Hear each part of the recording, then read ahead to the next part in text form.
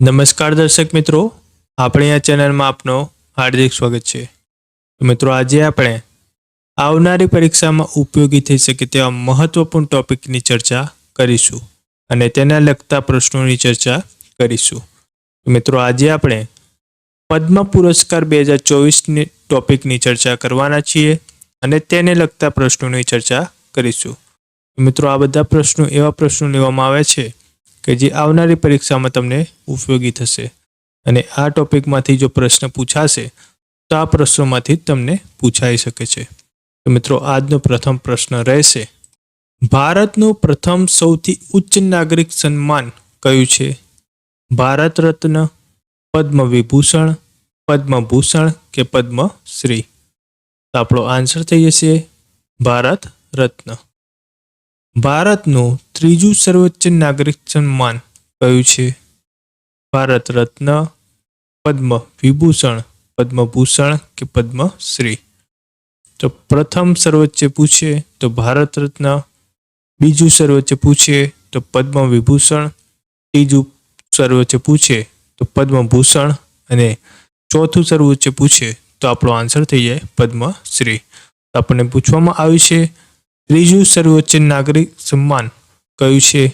તો આપણો આન્સર થઈ જશે પદ્મભૂષણ. ભારતનું ચોથું સર્વોચ્ચ નાગરિક સન્માન કયું છે? તો મિત્રો, આપણો આન્સર થઈ જશે પદ્મશ્રી. ભારતના કયા પૂર્વ ઉપરાષ્ટ્રપતિને પદ્મ વિભૂષણ એવોર્ડ 2024થી સન્માનિત કરવામાં આવ્યા છે?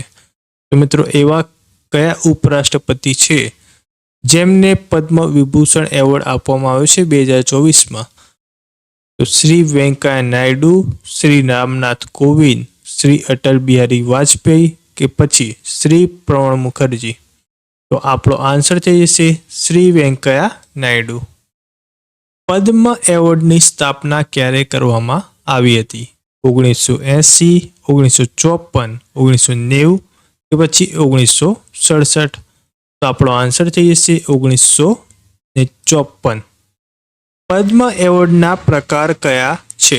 પદ્મ વિભૂષણ, પદ્મભૂષણ, પદ્મશ્રી કે આપેલ તમામ?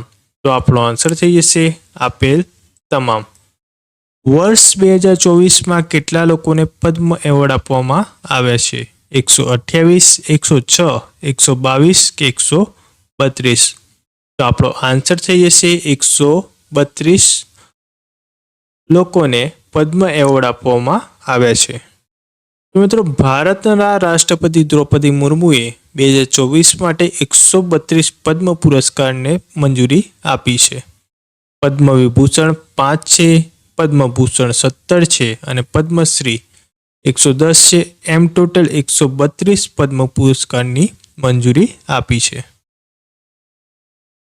પદ્મ પુરસ્કાર વિજેતાઓની જાહેરાત કયા દિવસે કરવામાં આવે છે? સ્વતંત્રતા દિવસ 15મી ઓગસ્ટ, પ્રજાસત્તાક દિવસ 26મી જાન્યુઆરી, શૌર્ય દિવસ 23 જાન્યુઆરી કે ગાંધી જયંતિ 2 ઓક્ટોબર? તો આપણો આન્સર થઈ જશે પ્રજાસત્તાક દિવસ 26મી જાન્યુઆરીએ. પદ્મ એવોર્ડ કોના દ્વારા એનાયત કરવામાં આવે છે? વડાપ્રધાન, રાષ્ટ્રપતિ, ગૃહપ્રધાન કે રાષ્ટ્રીય પ્રમુખ?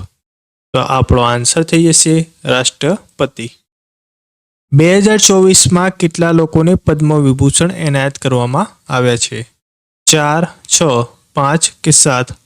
તો આપણો આન્સર થઈ જશે 5. 2024માં કેટલા લોકોને પદ્મભૂષણ એનાયત કરવામાં આવ્યા છે? 12, 14, 11 કે 17? તો આપણો આન્સર થઈ જશે 17. 2024માં કેટલા લોકોને પદ્મશ્રી એનાયત કરવામાં આવ્યા છે? 121, 110, 116 કે 100? તો આપણો આન્સર થઈ જશે 110. તો મિત્રો, પદ્મ પુરસ્કાર 132 આપવામાં આવે છે, જેમાંથી ગુજરાતની 6 હસ્તીઓને એવોર્ડ આપવામાં આવે છે. જેમાંથી પદ્મભૂષણ એક વ્યક્તિને આપવામાં આવે છે અને પદ્મશ્રી એવોર્ડ 5 વ્યક્તિને આપવામાં આવે છે. એમ ટોટલ પદ્મ પુરસ્કાર ગુજરાતમાંથી 6 હસ્તીઓને એવોર્ડ આપવામાં આવે છે.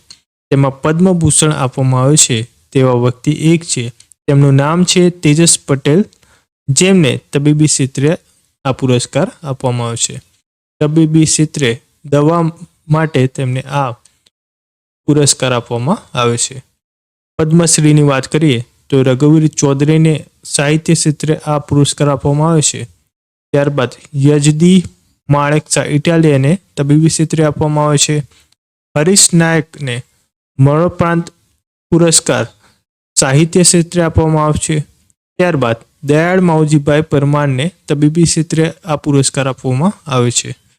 જગદીશ લાભશંકર ત્રિવેદીને કળા ક્ષેત્રે આ પુરસ્કાર આપવામાં આવે છે. આમ ગુજરાતની 6 હસ્તીઓને આ પુરસ્કાર આપવામાં આવે છે. મિત્રો, આપ નામ યાદ રાખજો, તમને પરીક્ષામાં પૂછાઈ શકે છે. તે પણ યાદ રાખજો કે ગુજરાતના કેટલા વ્યક્તિઓને આ પુરસ્કાર આપવામાં આવે છે અને કયા ક્ષેત્રે પુરસ્કાર આપવામાં આવે છે એવા પણ પ્રશ્નો અમુક વાર પૂછાઈ જાય છે. કઈ વ્યક્તિને મરણોત્તર પદ્મ વિભૂષણ એવોર્ડ 2024થી સન્માનિત કરવામાં આવી છે? શ્રી બિંદેશ્વર પાઠક, શ્રી મહંત શર્મા, શ્રી વિષ્ણુસિંહ કે પછી શ્રીનાથ વર્મા? તો આપણો આન્સર થઈ જશે શ્રી બિંદેશ્વર પાઠક. સુપ્રીમ કોર્ટના પ્રથમ મહિલા જજને મરણોત્તર પદ્મભૂષણ 2024 એનાયત કરવામાં આવ્યો. તેમનું નામ શું છે? કિરણ જ્યોર્જ, લીલા શેઠ, મયુરી સિંહ કે ફાતિમા બીબી? તો આપણો આન્સર થઈ જશે ફાતિમા બીબી.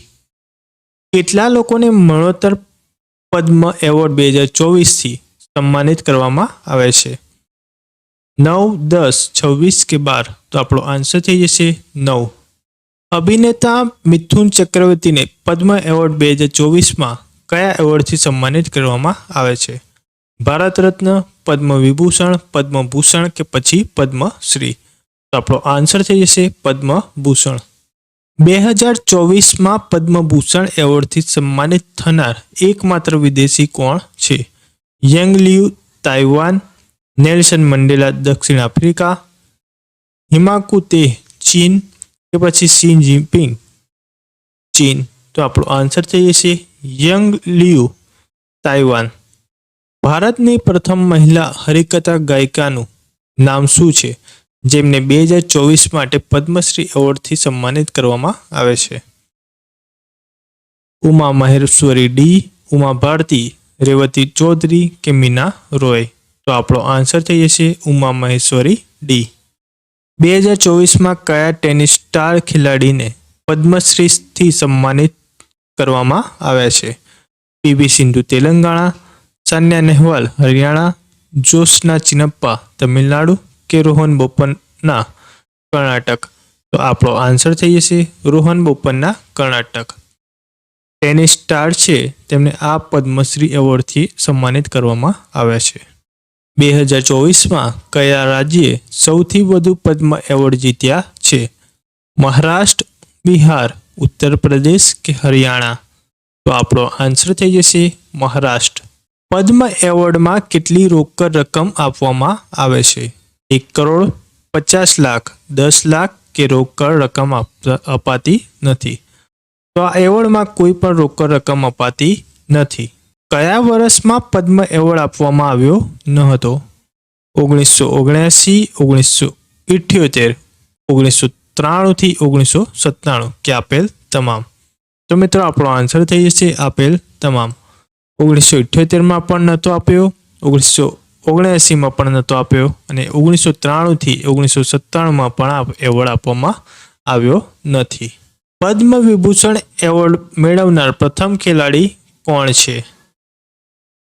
પંકજ અડવાણી, વિશ્વનાથન આનંદ, સચિન તેંડુલકર કે માઇકલ ફેરેરા? તો આપણો આન્સર થઈ જશે વિશ્વનાથન આનંદ. રમતગમતમાં પદ્મશ્રી મેળવનાર સૌ પ્રથમ કોણ હતા? મિલ્ખા સિંહ, મિહિર સેન, કુંવર દિગ્વિજયસિંહ કે પછી બલબીરસિંહ દોસાંઝ? તો આપણો આન્સર થઈ જશે બલબીરસિંહ દોસાંઝ. પદ્મશ્રી એવોર્ડથી સન્માનિત થનાર પ્રથમ એથ્લેટ કોણ હતા? મિલ્ખા સિંહ, મિહિર સેન, કુંવરસિંહ દિગ્વિજયસિંહ કે પછી બલબીરસિંહ દોસાંઝ? તો આપણો આન્સર થઈ જશે મિલ્ખા સિંહ. તો મિત્રો, તમને આપણા આ પ્રશ્નો ગમ્યા હોય તો વિડીયોને લાઈક કરી દેજો અને કોમેન્ટમાં જરૂરથી જણાવજો કે તમને આ પ્રશ્નો કેવા લાગ્યા. અને જો તમે આપણી આ ચેનલમાં નવા હો તો ચેનલને સબસ્ક્રાઇબ કરવાનું તો ભૂલતા જ નહીં.